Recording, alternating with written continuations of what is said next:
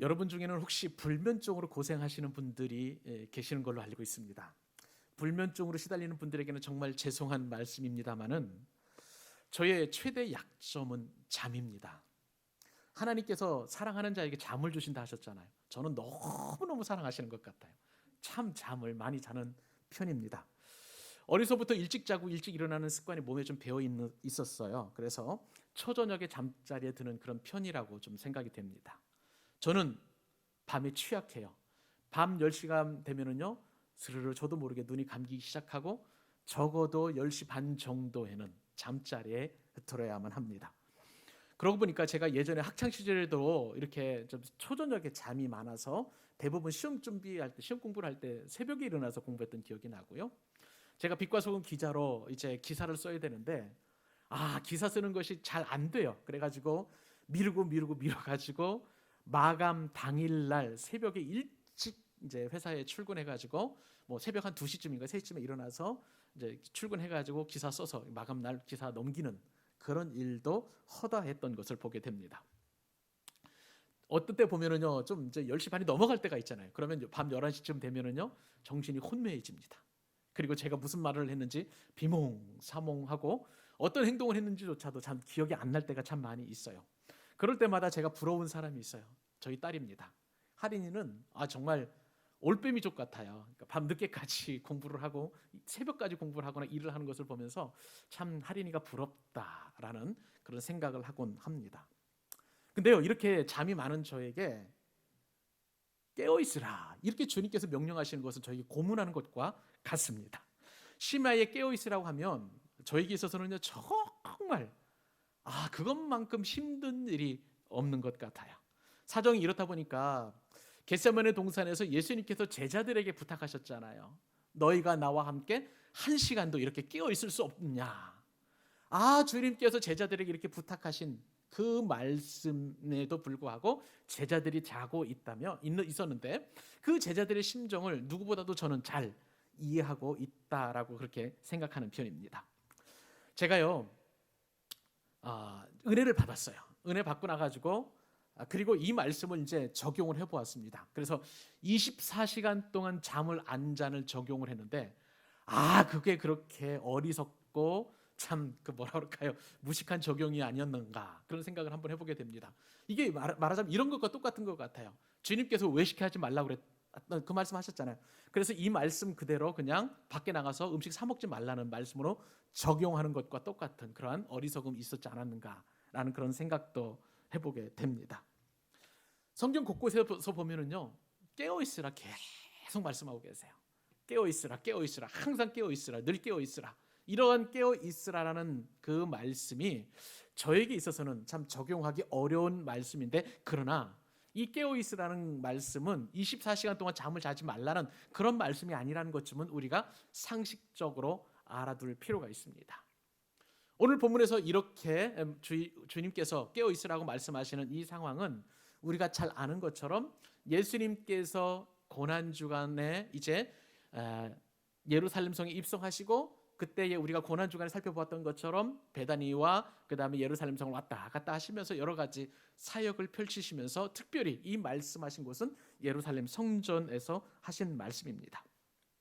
자, 이 말씀은 세상 끝에 관한 말씀이시죠.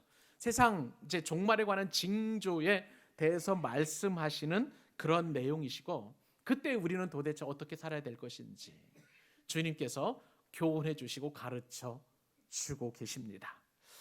우리가 종말을 살아가는데 이 종말을 살아갈 때 우리가 꼭 지켜야 될, 그리고 고백해야 될 신앙 고백은 주님은 반드시 다시 오신다, 주님은 재림하신다라는 그런 신앙 고백인 줄로 믿습니다. 이것은요, 주님께서 우리에게 풍성하게 말씀해 주신 그 징조나 그리고 그 상황을 통해서 우리가 알게 됩니다. 하지만 주님께서 한 가지 금하신 게 있어요. 그 어떤 사람이라 할지라도 예수님께서 다시 오시는 그때나 그 시간을 정하지 말라라고 말씀해 주셨다는 것입니다. 그 대신 주님께서는 시기를 못 박는 대신에 주님 다시 오실 그때를 분명하게 이제 예를 들어서 말씀하시는데, 오늘 우리가 살펴볼 것은 2가지입니다. 5가지를 말씀하시는데, 하나는 노아의 홍수 때에 그 일어났던 일들, 두 번째로는 이제 일하는 두 사람 가운데 한 사람은 올리고 한 사람은 데려감을 당하고 한 사람은 그냥 버려둠을 당하는 것. 그것이 이제 오늘 우리가 살펴볼 것이고요. 맷돌 가는 두 여자나 아니면 집주인과 도둑에 관련된 내용이나 아니면 또 충성된 종과 악한 종에 관한 내용은 다음 주에 우리가 깨어 있으라는 것이 무엇인지를 살펴보면서 구체적으로 그 내용을 상고할 것입니다. 사랑하는 여러분, 오늘 말씀을 통해서 저와 여러분은 깨어 있음이 무엇인지 분명하게 깨달을 수 있기를 바랍니다. 주님께서 우리에게 분명히 깨달으라고 말씀하셨는데 이 깨어 있기를 깨달으라는 그 말씀 앞에 우리가 겸허히 우리의 마음을 내려놓고 그 말씀에 그대로 잘 듣고 도대체 깨어 있는 것이 무엇인지를 잘 적용하는 저와 여러분들 되실 수 있기를 바랍니다. 부탁드리기는 저처럼 24시간 동안 잠을 안 자는 적용 하지 않기를 주님의 이름으로 축복합니다. 자, 그러면 오늘 말씀에서 도대체 깨어 있는 것이 무엇인가? 첫 번째 교훈은 뭐냐면요, 그날과 그때는 아버지만 아신다라는 그 사실을 인정하는 것이 바로 깨어 있다는 증거입니다. 그날과 그때는 누구만 아신다고요? 아버지만. 신약 성경 학자들은요, 이 마태복음 28장을 일컬어서 작은 계시록이다 그렇게 정의를 합니다. 요한계시록 하면은 여러분 아시는 것처럼 사도 요한이 반모섬에서 이제 환상 가운데에 앞으로 이루어질 일, 종말에 이루어질 일들을 다 보고 기록한 그런 내용이잖아요. 그러한 요한계시록의 종말에 나타나는 현상들처럼, 징조처럼 마태복음 28장에는 주님께서 직접 이제 그 징조를 말씀하셨기 때문에 작은 계시록이다 그렇게 이야기한다는 것입니다. 그런데 여러분, 이 요한 계시록뿐만 아니라 이 마태복음 28장을 통해서 지난 2000년 교회 역사 가운데에 수많은 사람들이 이제 예수님의 재림과 종말을 기대하면서 이렇게 지켜왔습니다만은, 그런데 우리에게 한 가지 궁금한 사항이 하나 있어요. 왜 여전히 예수님께서 재림하지 않으셨을까 하는 상황입니다. 이 세대가 지나가기 전에 주님께 다시 온다는 말씀, 우리가 지난 시간에 우리 상고해 보았잖아요. 물론 그 세대가 한 세대 30년을 말하는 것이 아니고요, 이 종말의 징조가 다 이루어지는 그 세대를 말하는 것이라는 거 우리가 알았습니다만은, 그러나 이 진리를 깨닫기 이전의 이 세대라는 것은 그냥 상식적으로 생각할 때에 뭐 30년이나 길어야 100년 뭐 이런 식으로 생각해서 예수님의 재림이 더디되는 것은, 이것은 예수님께서 잘못 말씀하신 것이 아닌가라고 이렇게 착각할 정도로 그렇게 오해하는 사람들이 많았다는 것입니다. 이러한 의문에 대해서, 이러한 오해에 대해서 예수님께서 오늘 본문에서 어떻게 말씀하시는지 아세요? 이 36절 말씀을 같이 한번 읽어보십시다. 자, 같이 읽습니다. 시작. 그러나 그날과 그때는 아무도 모르나니 하늘의 천사들도 아들도 모르고 오직 아버지만 아시느니라. 아멘. 여러분, 세상 종말과 예수님의 재림은 아무도 모르신다는 거예요. 아무도 모른다는 거예요. 하늘의 천사들도 모르고요, 심지어 재림의 당사자인 예수님도 그날과 그때는 모르신다. 그리고 주님께서는 오직 하늘 아버지만 아신다라고 그렇게 말씀해 주고 계십니다.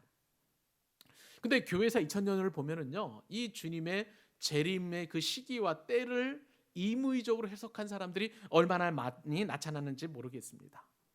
어떤 사람들은요, 자기가 재림주라고 말하는 사람이 있어요.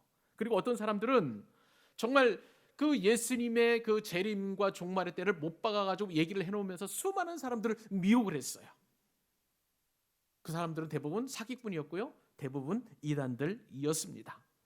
그러므로 누구라도 그날과 그 때를 못 박는다는 것은, 이것은 하나님의 뜻도 아니고요, 성경적으로도 타당하지 않은 것임을 여러분 명심하셨으면 좋겠습니다.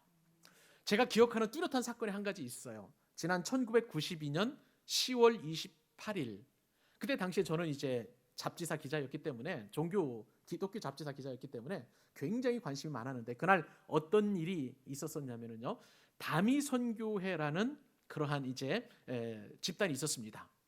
이 집단에서 1992년 10월 28일 자정, 그때에 예수님께서 이 땅에 오시고, 그리고 그때에 이제 예수 그리스도를 믿는 사람들 가운데 택한 사람들만 공중으로 들려 휴거된다는 그러한 일이 있었습니다.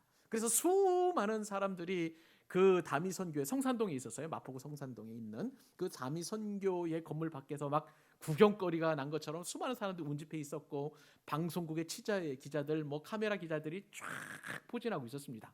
그리고 다미선교회 안에서는 이제 마지막 이 땅에서의 예배를 드리고 있었습니다. 막 찬송도 부르고 기도도 하고, 이제 주님 곧 오시니까 이제 막 그 감격스러운 그 영광의 순간을 기다렸는데, 자정이 지났는데도 아무런 일도 일어나지 않은 것, 여러분 기억하실 것이라고 생각합니다.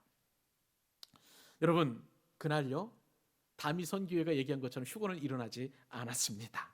그리고 다미선교회가 주장했던 사기극은 이렇게 막을 내리게 되었고요. 그날 저도 어떤 일이 일어날까 조심조심 조바심을 내면서 이렇게 TV를 보았는데 아무 일도 일어나지 않았고 이렇게 남아서 여러분들에게 주의 복음을 전하고 있습니다. 다미선교회가 어떤 얘기를 했냐면요, 오래전부터 아주 신앙심이 깊은 사람만 휴거가 되고 나머지 사람들은 엄청난 고통 끝에 이 땅에서 사망을 한다라고 그렇게 얘기를 했어요. 그 죽는 사람이 무려 전 세계에서 50억 명 정도 된다고 그랬습니다. 이 말에 수많은 사람들이 미혹되었어요. 그래서 어떤 사람들은 이제 정말 이것이 나에게 임할 것인가 너무나 두려워한 나머지 여러 가지 이제 구원받기 위해서 수많은 노력들을 하게 되었는데요. 어떤 사람들은 하늘로 올라갈 준비를 하면서 자신의 전 재산을 다미선교에 헌납을 했습니다. 휴가 나온 군인들은 복귀하지 않고요, 그 집회에 참여해서 나도 휴거 되겠다고 그렇게 한 일이 있었었고, 또 학업을 포기하고 가출한 청소년들도 그 다미선교회 안에 들어 있었습니다. 여러분, 왜 그때에 많은 사람들이 이제 그 안에 미혹이 됐냐면은, 그때 당시 어떤 일이 일어났냐면 1991년에 소련이 해체가 되었어요. 그리고 걸프전이 발생을 하게 되었고, 그리고 또 그때 당시 한참 유행했던 것, 이제 2000년이 넘어가기 전에 1999년도에 전 세계에 멸망한다라는 노스트라다무스의 예언이 막 퍼져 있었기 때문에 정말 많은 사람들이 이 다미선교회에 말도 안 되는 그 말이 현혹이 되어서 그렇게 이제 그 안에 들어갔던 것이죠. 근데 정작 이렇게 다미선교회의 그 주장이 해프닝으로 끝나고, 이 다미선교회의 교주였던 이장님이라는 사람은 신도들의 재산 32억 원을 갈취를 했어요. 그리고 이것 때문에 이제 징역살이를 하게 되는 참 그런 기가 막힌 일이 일어났었습니다. 이것이 불과 얼마 안 돼요. 지금 2011년이니까 대략 한 30년 조금 못 됐네요. 그런 일이 있었습니다. 이렇게 예수님의 종말과 재림에 관한 그런 이야기들은요, 비단 어제 오늘만의 이야기가 아닙니다. 제가 역사적으로 자료를 찾아보니까 미국에서 참 이런 일들이 많이 일어났었습니다.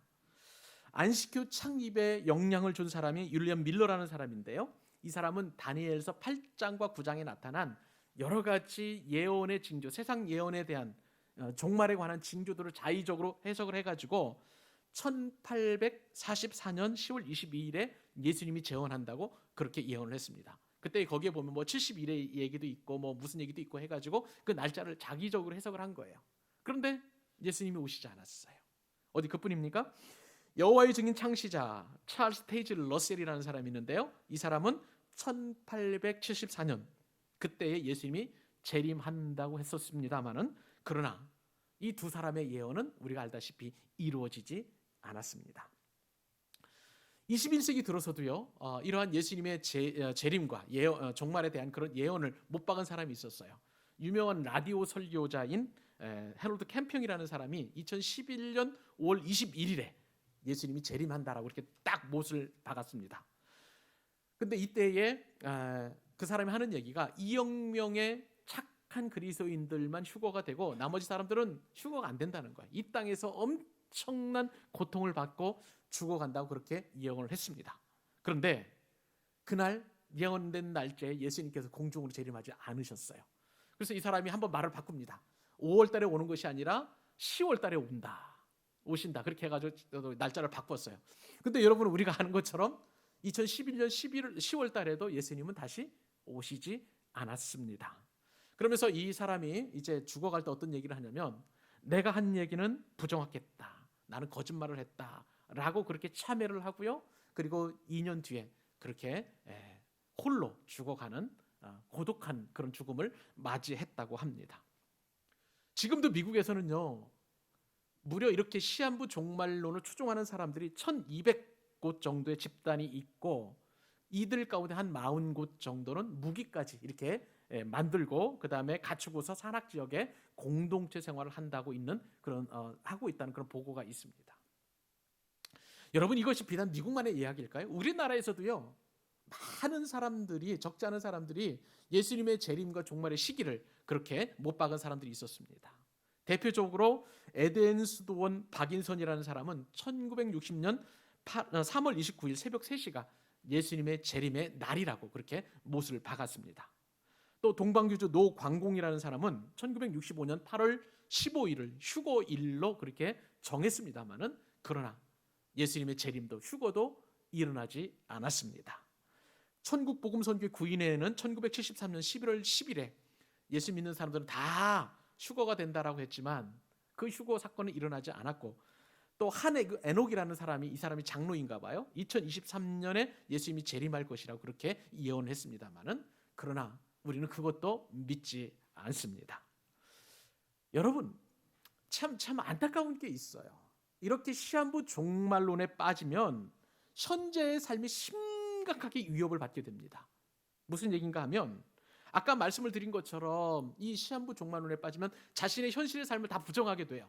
그러니까 재산을 그 단체에 헌납하기도 하고, 또 회사도 다니지도 않고요, 가출을 하게 되고, 가정도 파괴가 되고, 집단 자살도 하게 되고, 이러한 비참한 종말을 맞게 되는 것을 보게 됩니다. 그러므로 여러분, 분명하게 이 시간 우리 한 가지 알아두십시다. 예수님께서 재림하신다, 세상 종말에 대한 날짜와 시간을 못 박는 사람이 있다면 그 사람은 이단입니다. 그 사람에게는 거짓 사도이기 때문에 절대 여러분 거기에 여러분 미혹되지 마시기를 주님의 이름으로 축복합니다. 두려워하지 마세요. 걱정하지 마세요. 주님께서는 그 사람들의 말에 그렇게 순종하듯이 재림하는 그런 분이 아니신 줄로 믿습니다.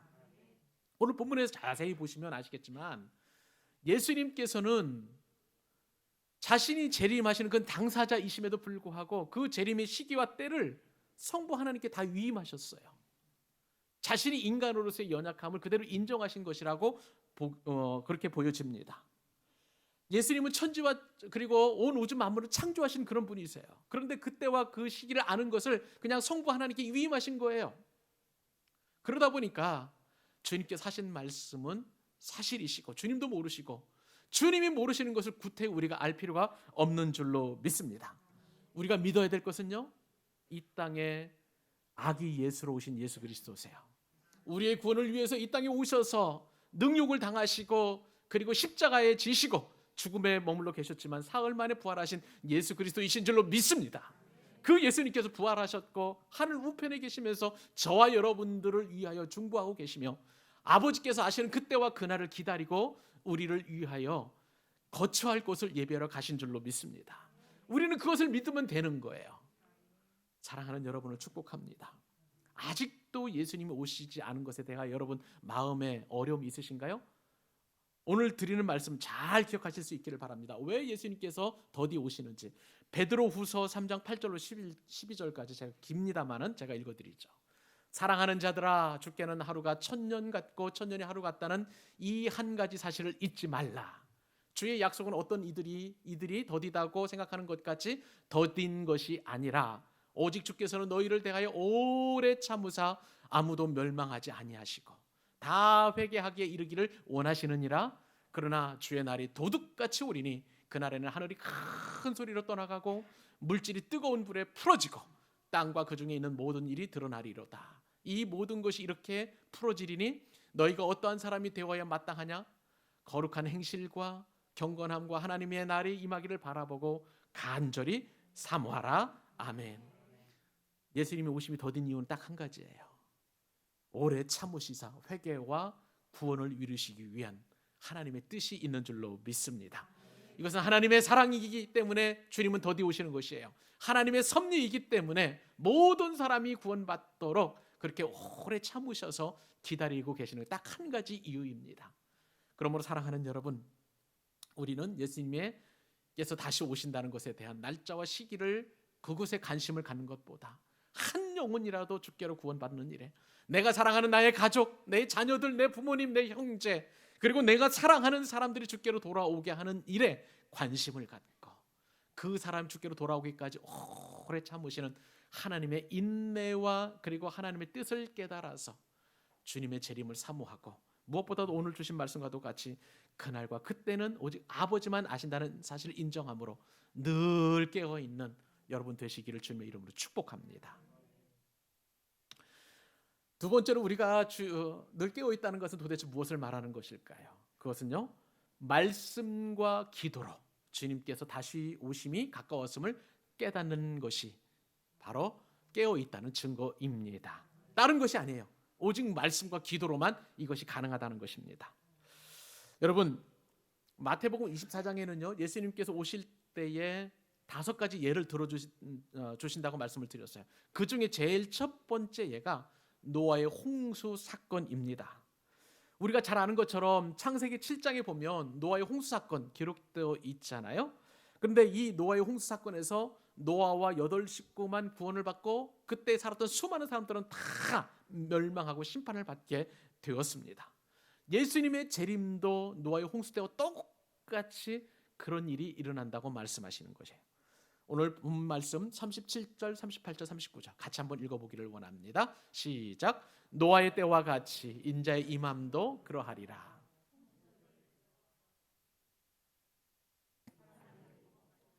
장가들고 시집가고 홍수가 나서 그들을 다 멸하기까지 깨닫지 못하였으니 인자의 임함도 이와 같으니라. 아멘. 주님은 예수님께서 다시 오실 그때를 말씀하시면서 창세기에 있었던 노아의 홍수 때의 그 사건을 말씀하고 계십니다. 하나님은 노아의 홍수 시대에 즉시 홍수로 심판하실 수 있었습니다만은, 그러나 즉시 심판하지 않으셨어요. 무려 120년 동안 노아가 방주를 짓도록, 그리고 그 방주 짓는 것을 보고 사람들이 다 와서 구원의 방주로 돌아올 수 있도록 그렇게 유예 기간을 두셨습니다. 그러나 그럼에도 불구하고 노아의 가족 외에는 그 어떤 사람도 구원받지 못하고 심판에 임했던 것을 보게 됩니다. 그때 그 사람들이 했던 일들이 뭐예요? 시집가는 일이었어요. 장가드는 일이었어요. 먹고 마시는 일에만 전념했던 것을 보게 됩니다. 노아가 방주를 지면서 아무리 심판이 가까웠다고 얘기를 해도 사람들은 먹고 마시고 시집들하고 장가가는 일에만, 그런 일에만 관심을 가지고 있었던 것입니다. 여러분, 시집을 보내려면 예쁘게 키워야 되잖아요. 자식들을 잘 키워야 되잖아요. 그래서 잘 시집가고 장가가게 되면 이때는 먹고 마시고 하는 그 파티에만 관심을 기울이게 됩니다. 오늘날 우리는 어떻습니까? 우리 자녀들, 참 자녀들이 열심히 공부해서 잘 먹고 잘 살고 그리고 그 다음에 좋은 곳에 시집장가 가도록 그렇게 노력하는 것, 우리는 사는 이 시대는요 창세기 때의 노아 시대와 다를 바가 하나도 없다는 것을 성경은 그렇게 증명해 주고 있습니다. 그런 일이 언제까지 이루어졌느냐?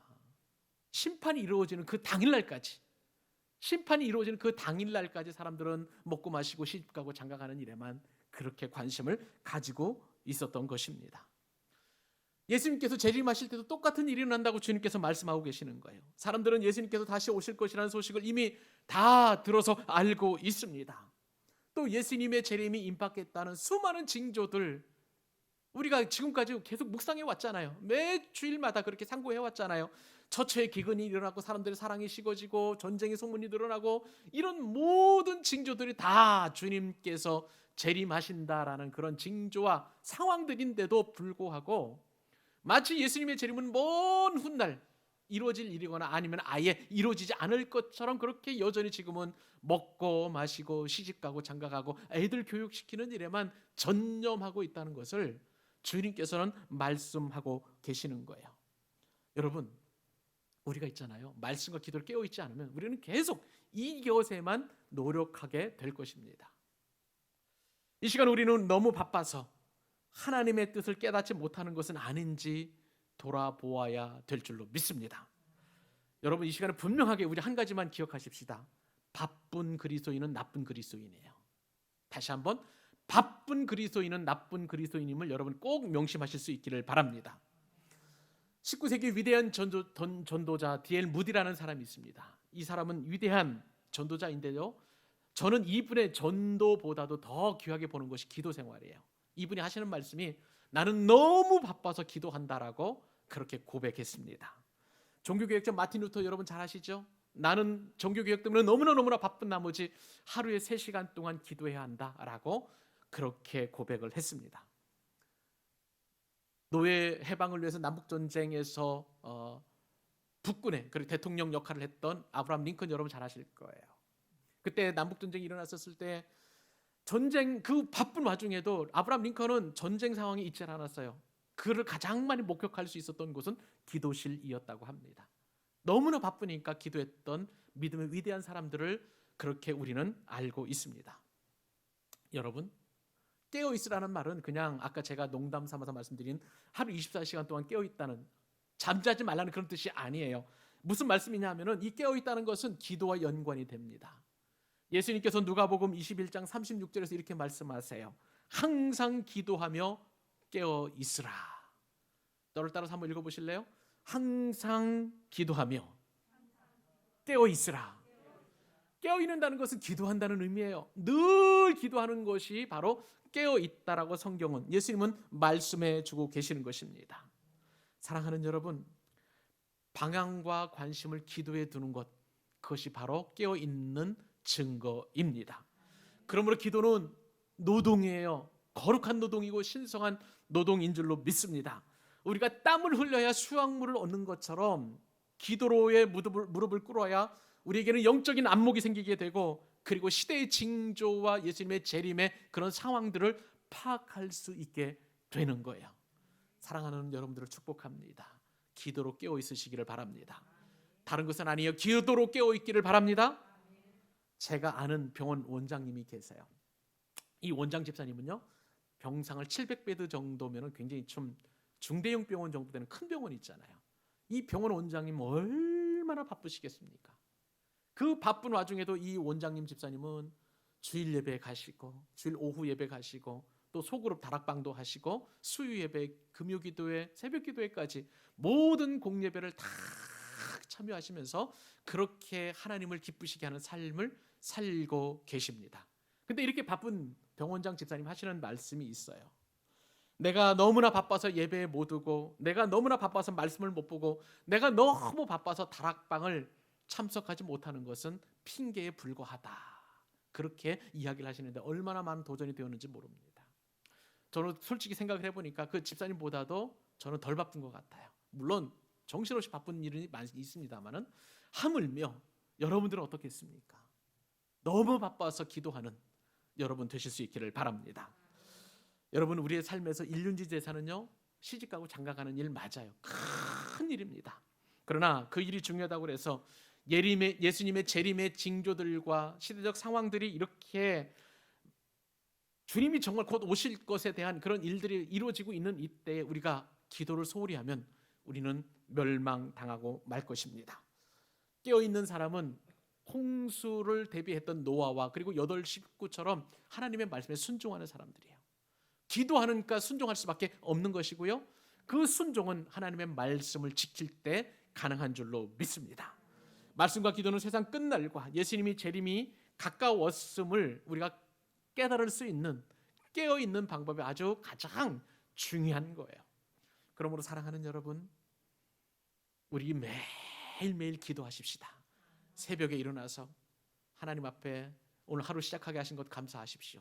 새벽 기도에 나오시면 더 좋고요, 안 되면 우리가 또 카카오톡으로 할 수 있는 거니까 그렇게라도 새벽 기도 쌓으시고, 그리고 하루 식사하기 전에 말씀 읽고 식사하고, 또 집을 떠나기 전에 기도하시고, 또 직장이나 또 학교에 가서 잠깐 기도하시고 하루 일과를 시작하시고, 또 마무리하고 감사하시고, 또 그렇게 말씀 읽고 또 하루 주무시면 그것이 바로 깨어있는 거예요.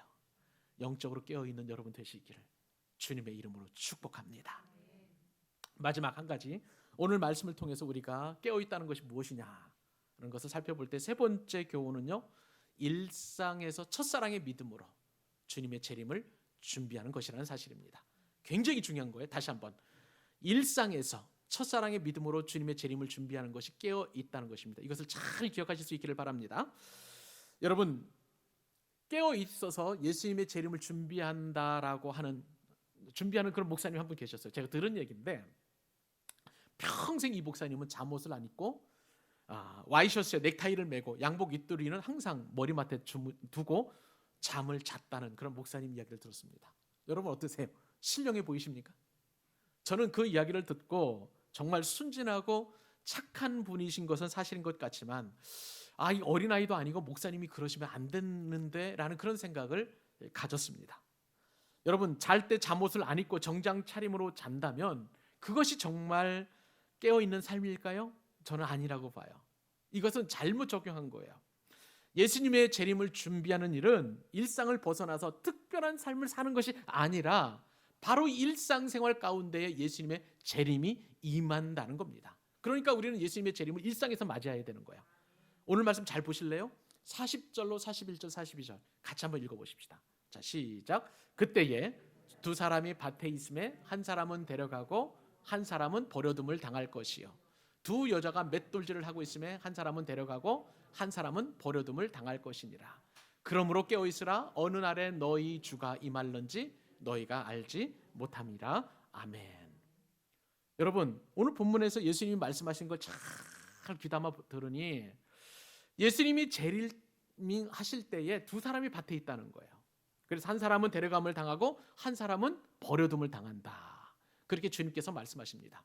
또 똑같이 두 여자가 맷돌질을 합니다. 그런데 한 사람은 데려감을 당하고 한 사람은 버려둠을 당하는 그런 일이 이루어지고 있다는 것입니다.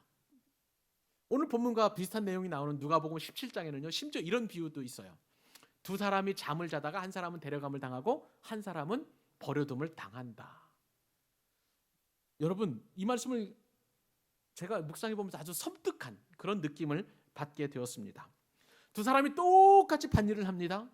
두 사람이 똑같이 맷돌질을 해요. 두 사람이 똑같이 부부가 잠을 자는데 이렇게 죽고 못 사는 그런 사이임에도 불구하고 한 사람은 남고 한 사람은 데려감을 당한다. 그렇게 말씀하시는 것입니다.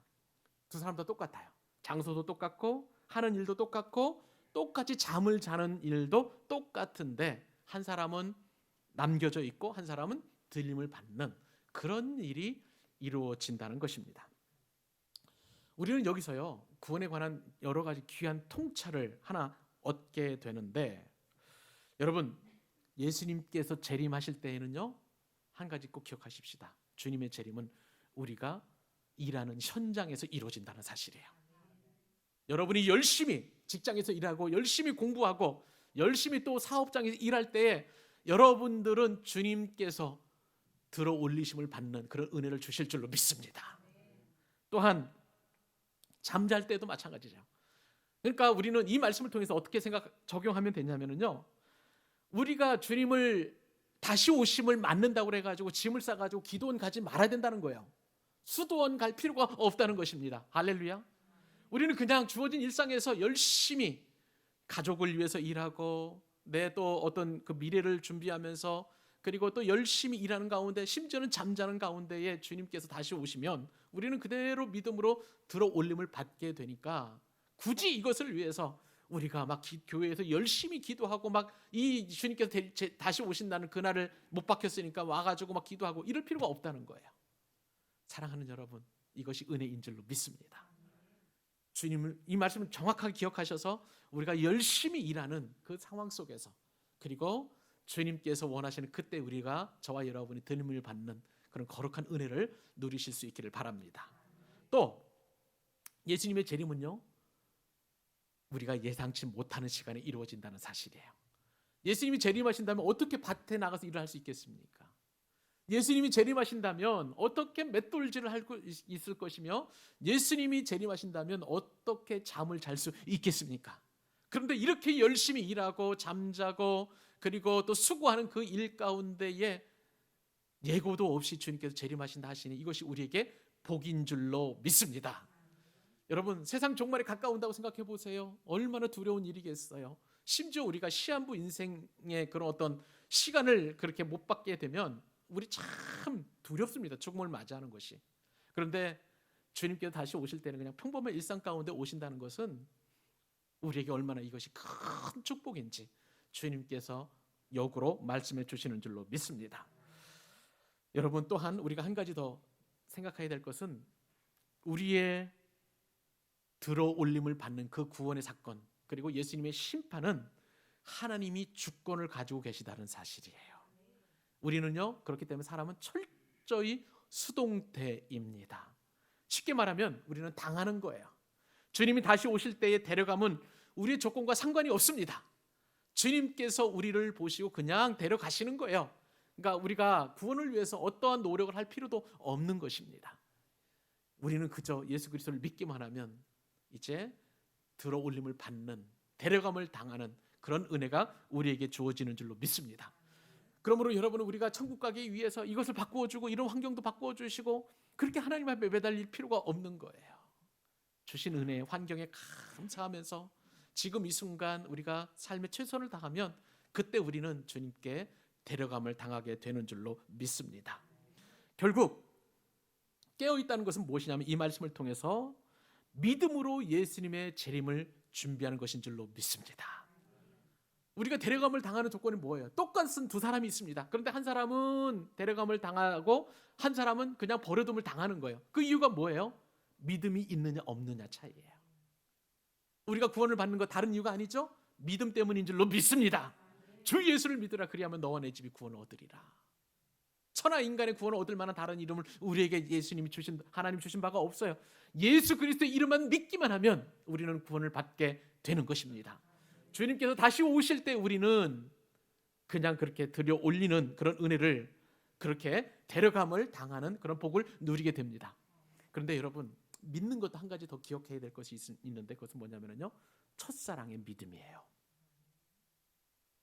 첫사랑의 믿음을 잃어버렸던 에베소 교회가 있습니다. 주님 앞에 요한계시록 3장에 보면 얼마나 큰 책망을 받았는지, 우리가 예수 그리스도를 믿었을 때 그 첫사랑, 첫 믿음은 얼마나 뜨거웠는지 몰라요. 하루 24시간이 너무 부족했잖아요.